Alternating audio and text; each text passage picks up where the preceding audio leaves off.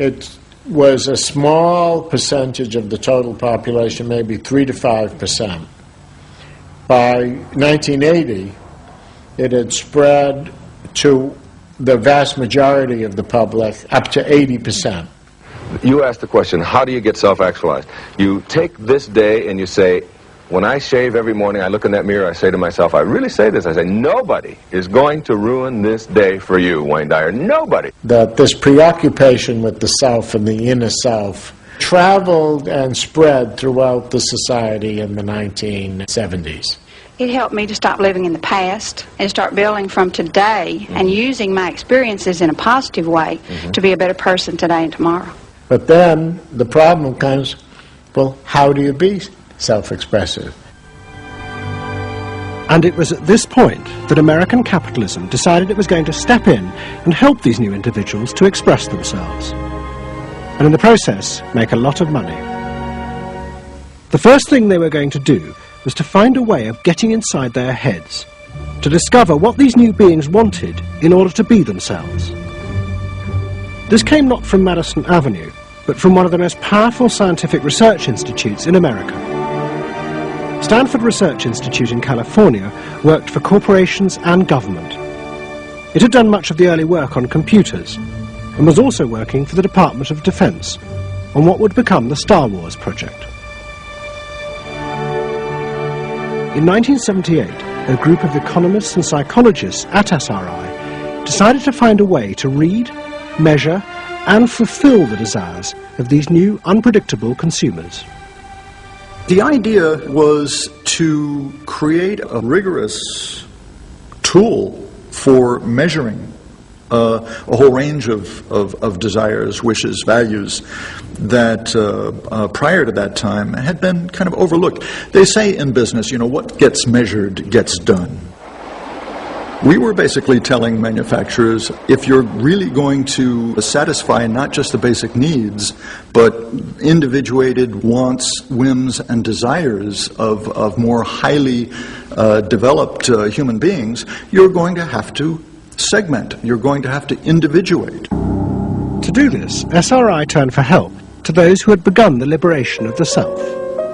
In particular, one of the leaders of the human potential movement, a psychologist called Abraham Maslow. Through observing the work at places like Esalen, Maslow had invented a new system of psychological types. He called it the hierarchy of needs, and it described the different emotional stages that people went through as they liberated their feelings.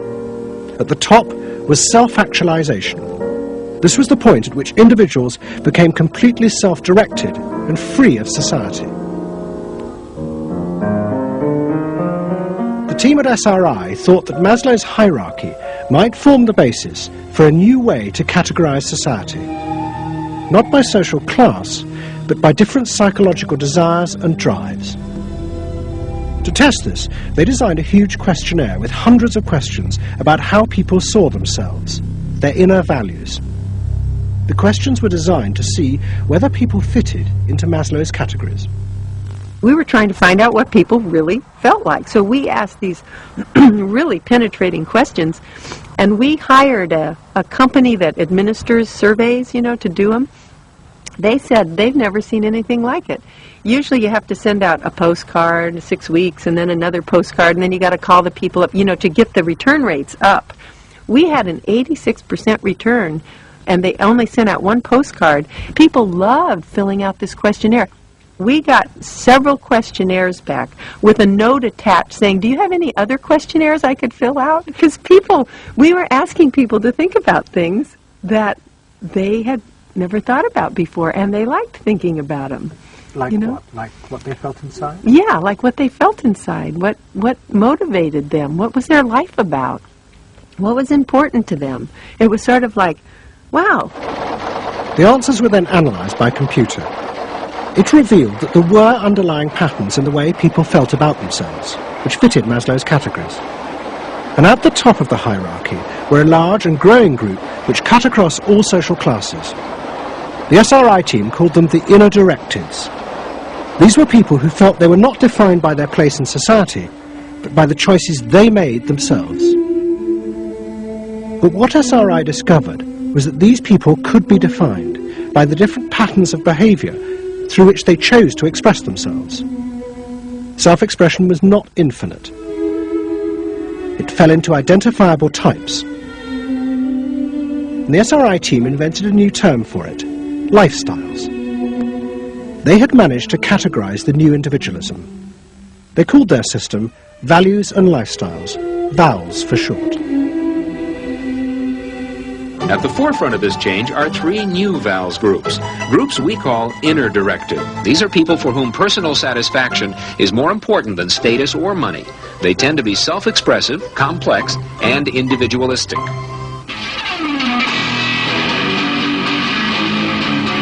Rob is an I am me. I am me's are searching for new values, breaking away from traditions and inventing their own standards. Rob even invented his own name, Rob Noxious. Jody is an experiential. This is a group seeking inner growth through direct experience. Experientials aren't in one place much. This is the try-anything-once crowd, and all that activity takes goods and services. Their hobbies are hands-on, and their possessions are simple, but not always simply priced. I'm a bookseller. I sell books. I'm a businessman. That doesn't necessarily mean that I believe in capitalism. It just happens to be what I'm doing now. SRI created a simplified questionnaire with just 30 key questions. Anyone who answered them could be immediately fitted into a dozen or so of these new groups. It allowed businesses to identify which groups were buying their products, and from that, how the goods could be marketed, so they became powerful emblems of those groups' inner values and lifestyles. It was the beginning of lifestyle marketing. So it allowed people not just to look at people as demographics, group of age and income and whatever, but to really understand the underlying motivations. I mean, most of marketing was looking at people's actions and trying to figure out what to do. But what we were doing is we were trying to look more into people's underlying values so that we could predict what is their lifestyle, what kind of house do they live in, what kind of car do they drive. So the corporations were then able to sell things to them by understanding them, by having labels, by knowing what these people look like, where they live, what their lifestyles are. If a new product expressed a particular group's values, it would be bought by them. This is what made the values and lifestyle system so powerful: its ability to predict what new products self-actualizers would choose.